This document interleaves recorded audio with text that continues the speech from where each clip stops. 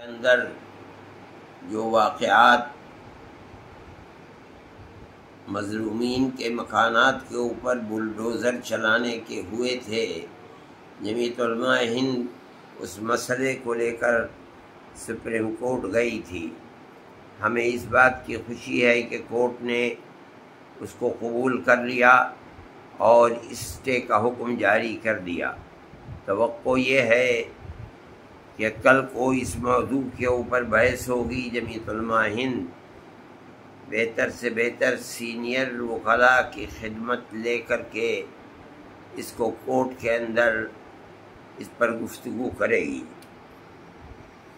جمعیت علماء ہند کی ہمیشہ یہ تاریخ رہی ہے کہ ملک کے امن و امان اور بھائی چارگی کو قائم کرنے کے لیے حکومت یا کورٹ کا جو بھی فیصلہ ہوتا ہے ہم اس کا خیر مقدم کرتے ہیں۔